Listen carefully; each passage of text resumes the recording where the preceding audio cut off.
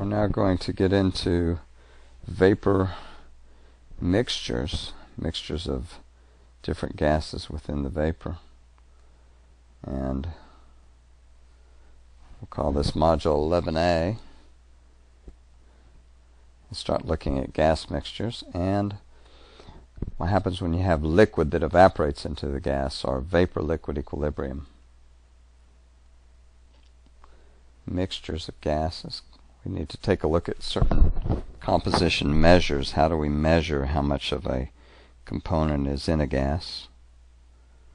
And so we'll first start with what we call the mass fraction. That'll be the mass of component I, let's call it, per mass of mixture. So if you had, say, well, let's take dry air, for instance, is mostly nitrogen and oxygen.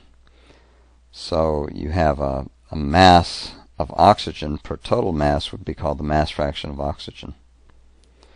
Let's define mass fraction with an x. Let's say x of I is equal to the mass of component I divided by the sum of all the masses of the mixture. So if you had 100 grams and 20 grams of nitrogen and 80 grams of oxygen, then the mass fraction of nitrogen would be 20 over 100, or 0.2, a mass fraction.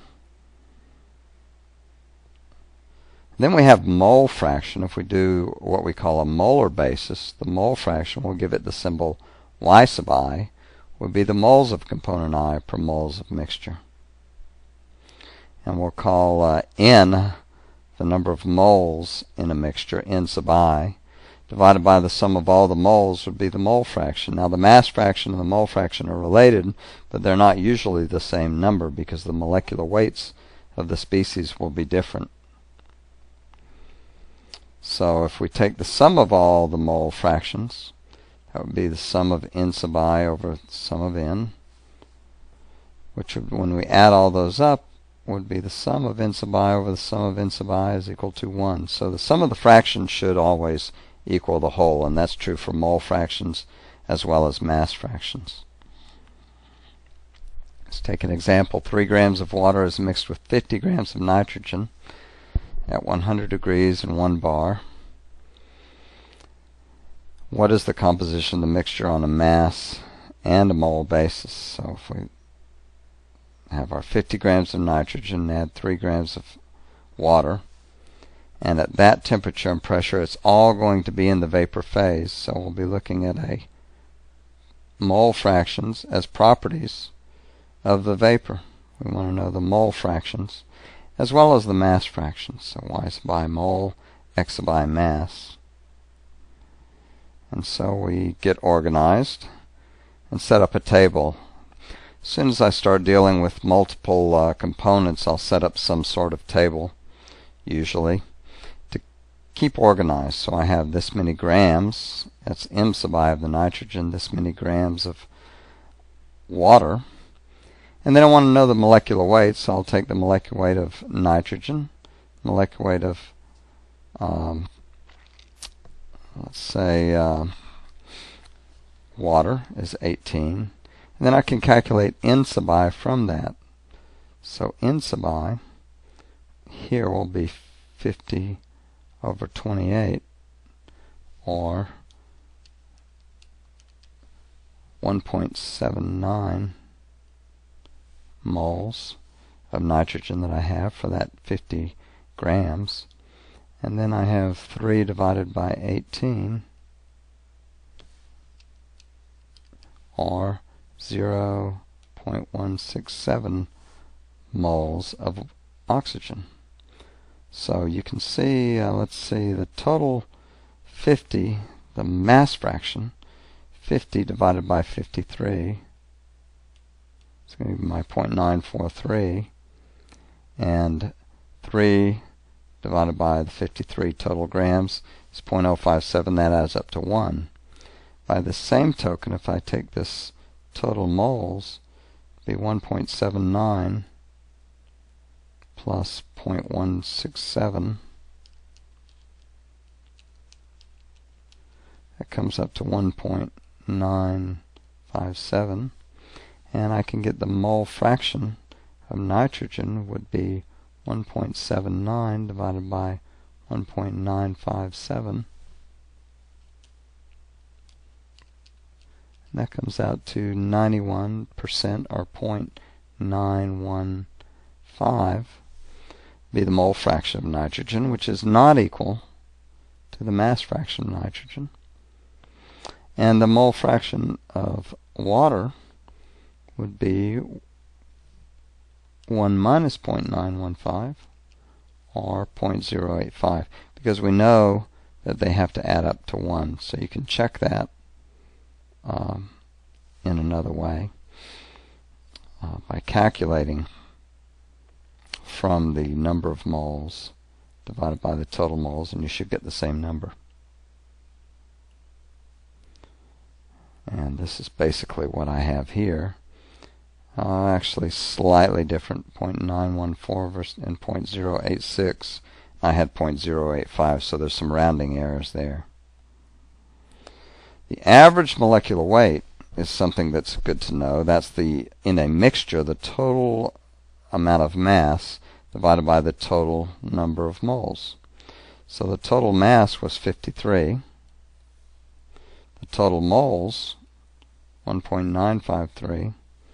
And mass per mole of the mixture is 27.2, which you notice is in between the molecular weight of nitrogen and the molecular weight of water, and it's skewed towards the nitrogen side because the mixture is mostly nitrogen.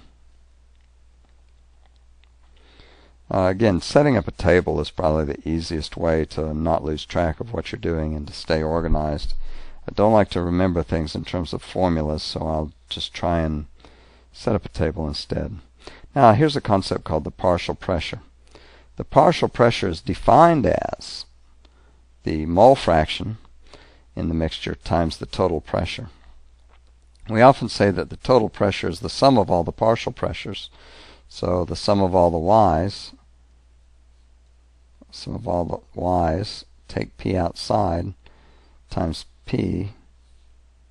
Well, actually, let's put that down here. P is equal to the sum of all the partial pressures, or the sum of y times P, or P times the sum of the y's, which is equal to P times 1 is equal to the total pressure. That's Dalton's law, and we use that widely. I use probably partial pressure quite a lot in determining the properties of mixtures. Another concept is the partial volume that says for an ideal gas, the sum of all the volumes adds up to the total volume, sum of mole fractions. And I don't use that as much. If we take an ideal gas mixture, it assumes there are no interaction, that the properties of the mixture are a weighted average of the component properties, taking the mixture temperature and volume. So you can basically add up all the parts, and that includes internal energy, the sum of the mass fractions times the specific internal energy. The enthalpy of the mixture is the sum of the mass fractions times the enthalpy, specific enthalpy of each component. Again, mass fractions times specific internal energy, or mass fractions times the specific enthalpy. To get the energy of the mixture, assumes there's no interaction. Now let's look at vapor-liquid equilibrium. This is an introduction to vapor-liquid equilibrium. Now, equilibrium occurs when there's no tendency to go either from the liquid to the vapor or from the vapor to the liquid. We say there's no tendency to escape the vapor or no tendency to escape the liquid. I use that escape concept later when we define fugacity, which is a property of a liquid or a vapor. Here we have the liquid trying to boil and become vapor, or the vapor trying to condense, if you will, and become liquid. Truly, equilibrium is often a dynamic equilibrium where the tendency to go from the liquid to vapor, the tendency to evaporate, is balanced by the tendency of the vapor to condense. That's when we have what we call equilibrium. Now, fugacity is a term that's coined for many things, one of which is vapor-liquid equilibrium. And fugacity represents the tendency of a substance to escape from one phase and go into the other phase. For ideal gas mixtures, the fugacity of a component I in the vapor. So the vapor phase fugacity is equal to the mole fraction of the component in the mixture, in the vapor mixture, times its pressure. The higher the pressure, the higher the tendency to go out of the vapor and into another phase, say the liquid. And notice that this is the partial pressure. So the higher the partial pressure of a substance, the more likely it is to want to condense or go into another phase other than the gas phase that it's currently in. Molecules are crowded if the mole fraction is too high, and if the pressure is too high, think of it as sort of pushing them out of that phase. For ideal liquid mixtures, the fugacity of the liquid is equal to the mole fraction of the liquid. That's mole fraction in the liquid phase times the vapor pressure or the saturated pressure. Now the saturation pressure you can get from your steam tables for water. For other substance, so P sub I saturation pressure of component I. For other substances, we may have to use what we call Antoine's equation. And Antoine's equation allows us to calculate the vapor pressure. Here we have the saturated pressure or the vapor pressure. By the way, vapor pressure, saturation pressure, and often the term may be equilibrium pressure, depending on who you're talking to or the book you pick up. These things are all pretty much the same. All these mean the saturation pressure, vapor pressure, equilibrium pressure. It's a function of T, and you recall that if you go to your steam tables, you have T and you have P in your saturated tables. So for water, for instance, at a temperature of 212 degrees Fahrenheit, you'd have P is equal to 14.7 psi.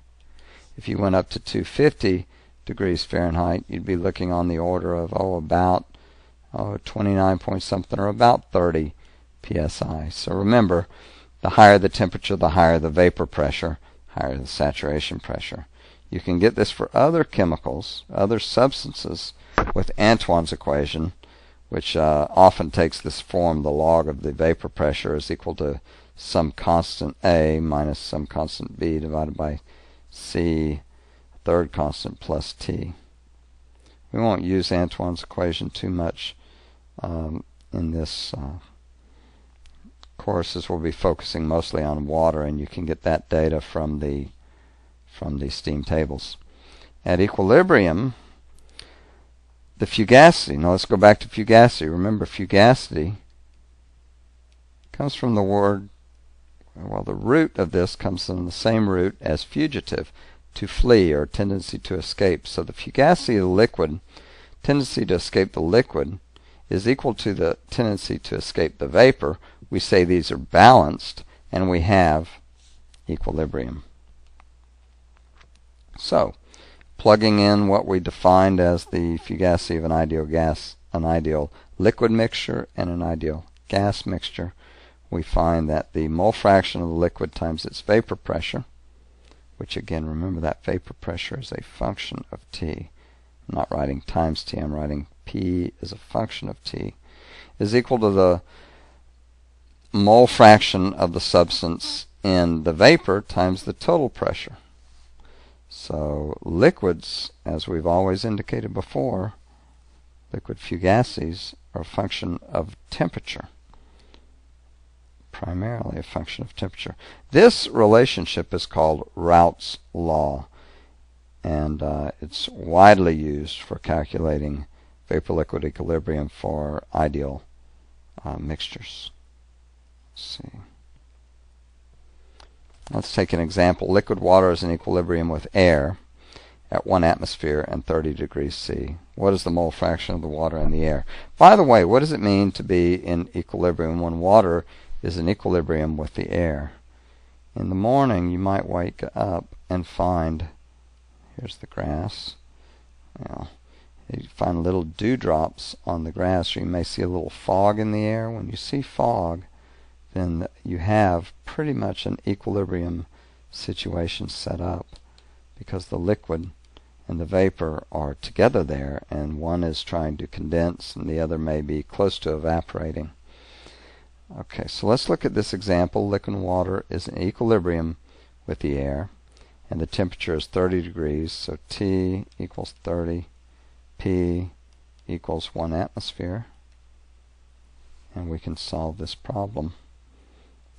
Here we go. When it's raining, you have typically equilibrium with the water in the air. You have the liquid and the vapor together there. Let's solve this problem. Assume that the liquid is pure water. So we apply Y of the liquid. The mole fraction of liquid in the of water in the liquid is 1. It's 100% water. In the air, however, here we have P is 1 atmosphere. It's about 1.01 bar, or 101 kPa. And then we have the saturation pressure at our temperature of 30 degrees is 0.0426 bar. Well, that's 4.26 kPa. And then we can calculate from Raoult's law, this equation for the equilibrium. We know the pressure, total pressure. We know the vapor pressure. We know the mole fraction of liquid water, in the liquid is 1. We can solve for Y, and it comes out to a mole fraction of 0.042. So on a molar basis, we'd say that we have 4.2% water in that air-water mixture. If air is treated, here in air-water systems, we often treat air as a single component, and with a molecular weight of air approximately equal to 29, by the way. Dry air is 79% nitrogen and 21% oxygen, so we can calculate that molecular weight by taking our we'll take 0.79 moles of nitrogen and 0.21 moles of oxygen for our total mole, and using our table we can back calculate with the molecular weight the mass of nitrogen and oxygen, and we find that for that 1 mole we have 28.8, or approximately 29 grams per mole. So that's a handy way to get the average molecular weight of an air mixture. Okay, let's look at what we call the absolute humidity of an air-water mixture. And that's given the symbol omega, usually mass of water. It's the absolute, the specific humidity. It's often called the humidity ratio. It's the mass of water in a mixture divided by the mass of air in the mixture. So that is not a fraction, but a ratio.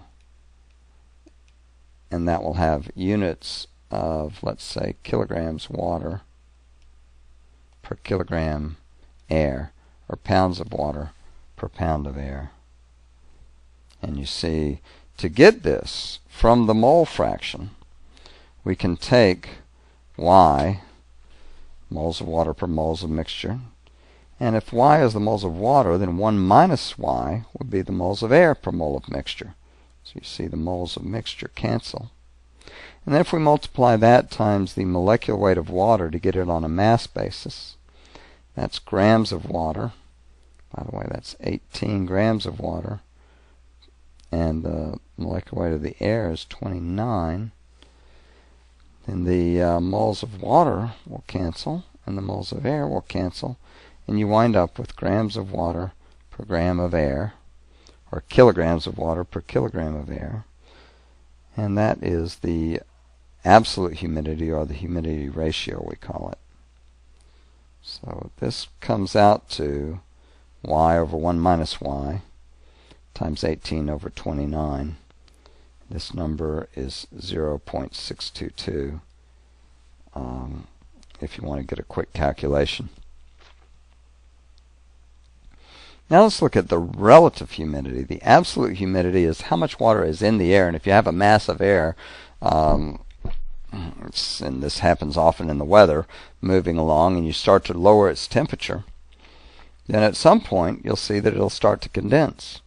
That's when it's saturated with water, because cold air can't hold as much water as warm air can. So if you cool it, and this happens overnight, with overnight cooling, the air will cool and become saturated. At that point we say it has 100% relative humidity. So the relative humidity is defined as the moles of water in the air divided by the moles of water in saturated air. And since this comes out to y over y of water in the air divided by y of water if it were in equilibrium. Now you recall at equilibrium, we did this calculation a moment ago, y at equilibrium is p sat over p at a given temperature. So you see it depends on the temperature. The relative humidity does. So it's the water, and I like to think of it as the water in the air divided by the amount of water the air can hold. And when it's saturated, that equals 100%. 100% relative humidity at saturated. If saturated, and it's saturated, becomes saturated as you cool the air. So we've looked at gas mixtures, mole fraction and mass fraction. We looked at vapor equilibrium, vapor-liquid equilibrium. We considered this fugacity, escaping tendency, and when the escaping tendencies are balanced, we have Raoult's law. So for homework, I'd like you to read sections 13.1, 14.1, and 14.2, and then work some of these problems, and that'll kind of get you started on this concept of gas mixtures and vapor-liquid equilibrium.